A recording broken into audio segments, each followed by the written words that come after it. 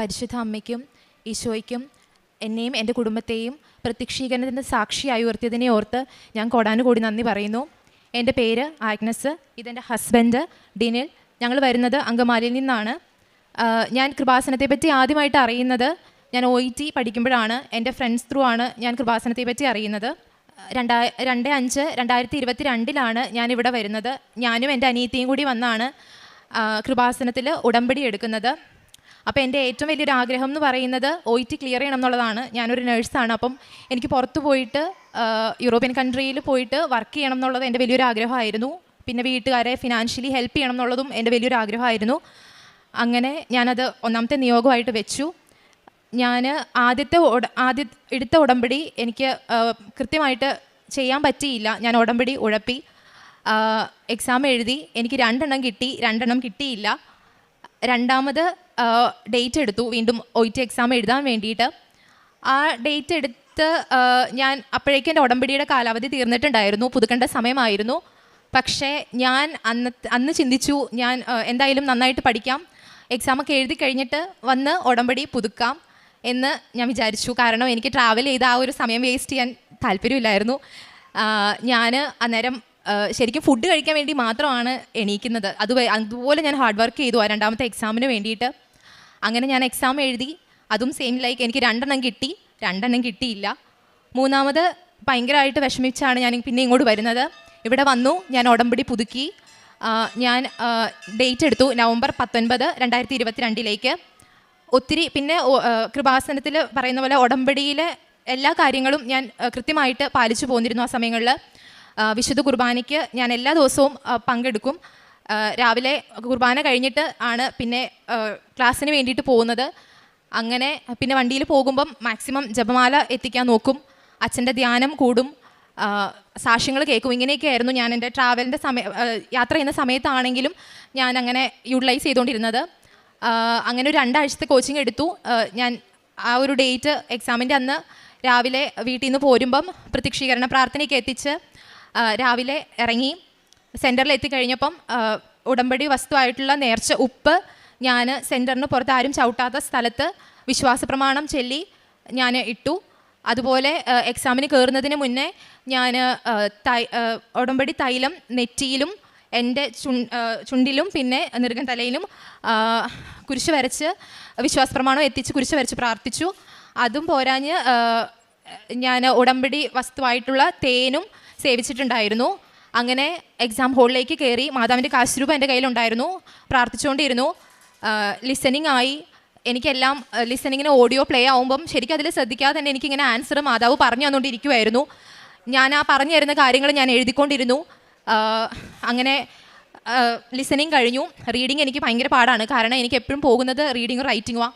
Reading ഞാൻ മാതാവിനോട് വീട്ടിൽ നിന്ന് ഇറങ്ങുന്നതിന് മുന്നേ പറഞ്ഞിരുന്നു, അമ്മേ എനിക്ക് കാർഡിയോളജി എക്സ്പീരിയൻസ് ആണ്, അതുകൊണ്ട് എന്നോട് കാർഡിയോളജി റിലേറ്റഡ് ആയിട്ടുള്ള ക്വസ്റ്റ്യൻ ആദ്യത്തെ ടെക്സ്റ്റുകളിൽ വരണം, എന്നാലേ എനിക്ക് എന്തെങ്കിലും ചെയ്യാൻ പറ്റുള്ളൂ എന്ന് പ്രാർത്ഥിച്ച് ഞാൻ അമ്മയോട് കാര്യം പറഞ്ഞു പോന്നു. അവിടെ ചെന്ന് ക്വസ്റ്റ്യൻ പേപ്പർ കൈ കിട്ടിയപ്പം എനിക്ക് കാർഡിയോളജി റിലേറ്റഡ് ആയിട്ടുള്ളതായിരുന്നു എനിക്ക് അതിൽ കിട്ടിയത്. അങ്ങനെ 4 ടെക്സ്റ്റുകളും 5 മിനിറ്റ് കൊണ്ട് വായിക്കണം. ഞാനത് പെട്ടെന്ന് വായിച്ചു. ക്വസ്റ്റ്യൻസ് പെട്ടെന്ന് നോക്കി സ്റ്റാർട്ട് ചെയ്തു. എക്സാം സ്റ്റാർട്ട് ചെയ്ത് കഴിഞ്ഞപ്പം ക്വസ്റ്റ്യൻ വായിച്ച് തീരുന്നതിന് മുന്നേ എനിക്ക് അമ്മ ഉള്ളിൽ നിന്ന് പറഞ്ഞു തരികയാണ്, നീ ടെക്സ്റ്റ് എയിൽ പോ. ടെക്സ്റ്റ് എയിൽ ചെല്ലും. ഞാൻ ടെക്സ്റ്റ് എ വായിക്കുമ്പോൾ എന്നോട് പറയും താഴെ ഉണ്ടെന്ന്. അങ്ങനെ ഞാൻ താഴത്തെ സെൻറ്റൻസുകൾ വായിക്കും. അതിലെനിക്ക് ആൻസർ ഏതാണെന്ന് വെച്ചാൽ അമ്മ ഹൈലൈറ്റ് ചെയ്ത് കാണിക്കുമായിരുന്നു. അങ്ങനെ അമ്മ പറഞ്ഞു തന്ന് ഞാൻ റീഡിങ്ങും നന്നായിട്ട് എഴുതി. പിന്നെ റൈറ്റിങ്ങും എനിക്ക് ഭയങ്കര പാടാണ്.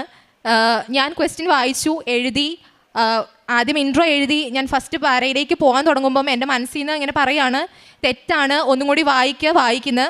ഞാൻ അങ്ങനെ ക്വസ്റ്റ്യനും ഞാൻ എഴുതി വെച്ചതും കൂടി വായിച്ചപ്പോൾ എനിക്ക് മനസ്സിലായി ഞാൻ ലോക പൊട്ടത്തരം എഴുതി വെച്ചേക്കുന്നതെന്ന്.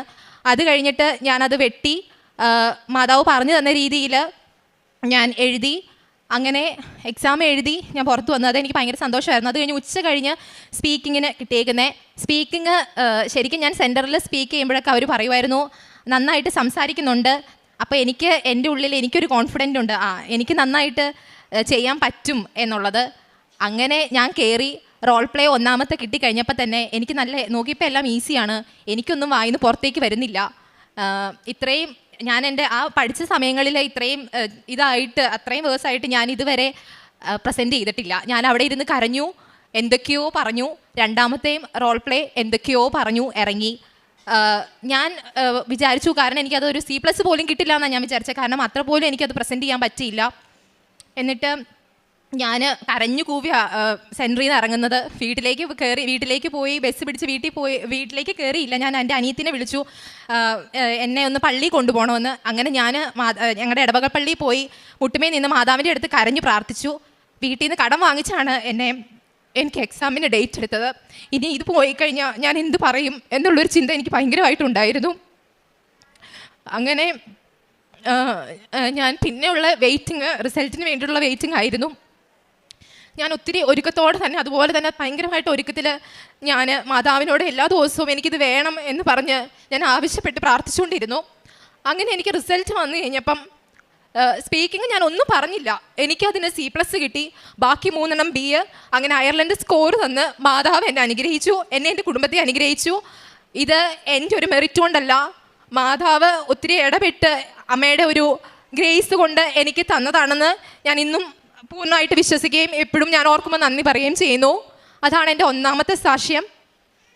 രണ്ടാമത്തെ സാക്ഷ്യം എന്ന് പറയുന്നത്, എനിക്ക് 5 വർഷത്തിന് മുകളിലായിട്ട് മൈഗ്രെയിൻ ഉണ്ടായിരുന്നു. മൈഗ്രെയിൻ എന്ന് പറഞ്ഞു കഴിഞ്ഞാൽ വല്ലാത്ത സഹിക്കാൻ പറ്റാത്ത വേദനയാണ്. ഇടയ്ക്ക് ഓർക്കും കഴുത്തിന് മുകളിൽ തലയില്ലായിരുന്നെങ്കിൽ എന്ന് വിചാരിച്ചു പോകും. കാരണം തലവേദന തുടങ്ങിക്കഴിഞ്ഞാൽ കണ്ണിലേക്ക് വേദന റേഡിയേറ്റ് ചെയ്യും, അവിടുന്ന് ചെവിയിലേക്കാകും, പിന്നെ തല മൊത്തം ആകും. ഒച്ച കേൾക്കാൻ പറ്റത്തില്ല, ചെറിയ വെട്ടം പോലും കാണാൻ പറ്റത്തില്ല, വല്ലാത്ത അസ്വസ്ഥത, കിടന്ന് കരയും. ചിലപ്പോൾ 2 ദിവസമൊക്കെ അങ്ങനെ നിൽക്കും. അങ്ങനെ ഞാൻ പിന്നെ ട്രീറ്റ്മെൻറ്റിന് പോയി, ഹോമിയോപ്പതി ട്രീറ്റ്മെൻറ്റ് എടുത്തു. ട്രീറ്റ്മെൻറ്റ് എടുത്തിട്ടൊന്നും അത് അവർ പറയുന്നത് കഫക്കെട്ടുണ്ട്, അപ്പോൾ അത് കളയാനുള്ള മരുന്ന് തരാം എന്നാ. അപ്പം മരുന്നെടുക്കും, കുറയും, പിന്നെ ഇതുപോലെ തന്നെ. അങ്ങനെ കുറേ മരുന്നുകൾ കഴിക്കുന്നുണ്ട്, പക്ഷേ ഒരു മാറ്റവും ഇല്ല. അതും ഞാൻ ഉടമ്പടിയിൽ ഇവിടെ വന്നപ്പം വെച്ചിട്ടുണ്ടായിരുന്നു. അതിൻ്റെ ഫലമായിട്ട് എനിക്ക് ഉടമ്പടിയിൽ വെച്ചു. പിന്നെ നേർച്ച വസ്തുക്കൾ ആയിട്ടുള്ള ഉപ്പും തേനും ഞാൻ സേവിക്കുമായിരുന്നു. പിന്നെ തൈലം പ്രാർത്ഥിച്ചു കഴിയുമ്പം നെറ്റിയിൽ കുരിശ് വരച്ച് പ്രാർത്ഥിക്കുകയും ചെയ്യായിരുന്നു. അങ്ങനെ 5 വർഷമായിട്ടുണ്ടായിരുന്ന എൻ്റെ മൈഗ്രെയിൻ അമ്മ മാതാവ് ഈശോയോട് പറഞ്ഞ് എടുത്തു മാറ്റി. അങ്ങനെ ഒരു സൗഖ്യം എനിക്ക് തന്നു. അതാണ് എൻ്റെ രണ്ടാമത്തെ സാക്ഷ്യം. അതിന് ഞാൻ അമ്മയ്ക്ക് ഈശോയ്ക്ക് ഒത്തിരിയേറെ നന്ദി പറയുന്നു. മൂന്നാമത്തെ സാക്ഷ്യം എന്ന് പറയുന്നത്, ഞാൻ OET എഴുതി അയർലൻഡിലേക്ക് പോയി കഴിഞ്ഞ് വിവാഹമൊക്കെ കഴിഞ്ഞ് ഹസ്ബൻഡിനെ അങ്ങോട്ട് കൊണ്ടുപോയി. ആൾ ഇലക്ട്രിക്കൽ ആൻഡ് ഇലക്ട്രോണിക്സിൽ ഡിപ്ലോമ എടുത്തിട്ടുള്ള ആളാണ്. അവിടെ ജോലി, ഇലക്ട്രിക്കൽ ഫീൽഡിൽ ജോലി കിട്ടാൻ ഭയങ്കര ബുദ്ധിമുട്ടാണ്. അപ്പോൾ അങ്ങനെ കുറേ അന്വേഷിച്ചു. എൻ്റെ ഒരു സാലറിയിൽ 2 വീടുകളിലേക്കും ഇടണം, ഞങ്ങളുടെ കാര്യങ്ങൾ നടത്തണം, വാടക കൊടുക്കണം, എല്ലാം കൂടി ആകുന്നില്ല. ഒത്തിരിയേറെ പ്രാർത്ഥിക്കുന്നുണ്ട്. പിന്നെ ഉടമ്പടിയിൽ അപ്പോൾ ആ സമയപ്പോഴേക്കും എൻ്റെ ഉടമ്പടി തീർന്നിട്ടുണ്ടായിരുന്നു. അപ്പോഴേക്കും ഞാൻ ഓൺലൈനിൽ ഉടമ്പടി എടുത്തു. ഈ നിയോഗം വെച്ച് പ്രാർത്ഥിച്ചു. അങ്ങനെ പ്രാർത്ഥിച്ചതിൻ്റെ ഫലമായിട്ട് ഞങ്ങൾ റിക്വസ്റ്റ് ഇട്ട ഒരു സ്ഥലത്ത് ആ പ്രത്യേകം പറയാനുള്ളതെന്ന് പറഞ്ഞാൽ ഞങ്ങളുടെ വീടിന് അടുത്ത് തന്നെയാണ് ആ ഒരു സ്റ്റോർ. അപ്പോൾ അവിടെ കമ്പാരിറ്റീവ്ലി എല്ലായിടത്തേക്കാളും കുറച്ച് സാലറി ഓഫറുണ്ട്. അപ്പോൾ അവിടെ കിട്ടണം എന്ന് ഞാൻ മാതാവിനോട് പറഞ്ഞിട്ടുണ്ടായിരുന്നു. അമ്മ തരുന്ന ജോലിയാണെങ്കിൽ അതാണ് ഒരു അടയാളം ഞാൻ ചോദിച്ചത്. അപ്പം ഞാൻ ചോദിച്ച ആ സെൻറ്ററിൽ എൻ്റെ ഹസ്ബൻഡിന് പരിശുദ്ധ ദേവമാതാവ് ഈശോയോട് പറഞ്ഞ് ജോലി നൽകി ഞങ്ങളുടെ കുടുംബത്തെ അനുഗ്രഹിച്ചു. ഇതാണ് എൻ്റെ മൂന്നാമത്തെ സാക്ഷ്യം. നാലാമത്തെ സാക്ഷ്യം എന്ന് പറയുന്നത്, അയർലൻഡിൽ ചെന്നിട്ട് എനിക്ക് ഞങ്ങൾ പരിചയമുള്ള ഒരു ഫാമിലിയുടെ കൂടെയാണ് താമസിച്ചുകൊണ്ടിരുന്നത്. അപ്പോൾ തുടക്കത്തിലുള്ള പോലെയുള്ള ഒരു ബിഹേവിയർ അല്ല പിന്നീട് അങ്ങോട്ട് അവരുടെ സൈഡിൽ നിന്ന് നമ്മളോട് ഉണ്ടായിരുന്നത്. നമുക്ക് കിച്ചൺ യൂസ് ചെയ്യുമ്പോഴും അപ്പം പ്രശ്നങ്ങൾ, ചെറിയ രീതിയിൽ വിഷമങ്ങളൊക്കെ വന്നു തുടങ്ങി കഴിഞ്ഞപ്പോഴേക്കും ഞാൻ ഉടമ്പടിയിൽ ആ നിയോഗം വെച്ചായിരുന്നു. ഞങ്ങൾ വേറെ വീട് നോക്കുന്നുണ്ടായിരുന്നു. അപ്പോൾ തുടക്കത്തിൽ കുറേ ഇങ്ങനെ കിട്ടാൻ ഭയങ്കര ബുദ്ധിമുട്ടായി. ഉടമ്പടിയിൽ വെച്ചതിൻ്റെ ഫലമായിട്ട് ഞങ്ങൾക്ക് ഹസ്ബൻഡ് താമസിക്കുന്നതിൻ്റെ അടുത്ത് തന്നെ ഞങ്ങൾ ആഗ്രഹിച്ച സ്ഥലത്ത് അമ്മ ജോലി തന്ന് അനുഗ്രഹിച്ചു, വീട് തന്ന് അനുഗ്രഹിച്ചു. അതാണ് എൻ്റെ നാലാമത്തെ സാക്ഷ്യം. പരിശുദ്ധ മാതാവിനോട് ഞാൻ പറഞ്ഞിട്ടുണ്ടായിരുന്നു എനിക്ക് ആ സ്ഥലത്ത് തന്നെ ഹസ്ബൻഡിന് കിട്ടണം എന്നുള്ളത്. പിന്നെ എനിക്കാണെങ്കിലും ഡ്യൂട്ടിക്ക് പോകാനും വരാനൊക്കെ കുറച്ചും കൂടി ട്രാൻസ്പോർട്ടേഷൻ്റെ ഓക്കെയാണ് അവിടെ നിന്ന്. അപ്പം അങ്ങനെയാണ് അവിടെ കിട്ടിയതും ഒക്കെ. പിന്നെ പ്രേക്ഷിത പ്രവർത്തനവും കാരുണ്യ പ്രവൃത്തിയായിട്ട് ചെയ്തത്, ഇവിടെ ഉള്ള സമയങ്ങളിലൊക്കെ ഞാൻ ഇവിടുന്ന് എല്ലാ മാസവും വന്ന് പത്രക്കെട്ട് വാങ്ങിച്ച് എല്ലാവർക്കും കൊടുക്കും. അറിയാത്തവർക്ക് ഞാൻ കൃപാസനത്തെ പറ്റി പറഞ്ഞു കൊടുക്കും. പിന്നെ രോഗികളെ സന്ദർശിക്കുന്നുണ്ടായിരുന്നു. പിന്നെ ആർക്കെങ്കിലും ഫിനാൻഷ്യലി ഹെൽപ്പ് വേണമെങ്കിൽ അങ്ങനെ ചെയ്യും. പിന്നെ അഗതി മന്ദിരത്തിൽ ഫുഡിനുള്ള പൈസയൊക്കെ അങ്ങനെ കൊടുക്കുമായിരുന്നു. പിന്നെ വിശുദ്ധ കുർബാനയിൽ അവിടെ ചെന്ന് കഴിഞ്ഞപ്പം സാധിക്കുന്ന സമയങ്ങളിലൊക്കെ എനിക്ക് കിട്ടുന്ന സമയങ്ങളിൽ ഞാൻ പോവും. പിന്നെ ജപമാല പ്രാർത്ഥനകൾ, സന്ധ്യാപ്രാർത്ഥനകൾ മുടക്കം വരുത്താതെ പ്രാർത്ഥിക്കും. ബൈബിൾ വായന അതെല്ലാം പറഞ്ഞതുപോലെ ചെയ്യുമായിരുന്നു. അപ്പോൾ ഇത്രയേറെ അനുഗ്രഹങ്ങൾ ഞങ്ങളുടെ കുടുംബത്തിലേക്ക് ചൊരിഞ്ഞ പരിശുദ്ധ അമ്മയ്ക്കും എൻ്റെ ഈശോപ്പയ്ക്കും കോടാനുകോടി നന്ദി പറഞ്ഞ് ഞാൻ എൻ്റെ സാക്ഷ്യം നിർത്തുന്നു.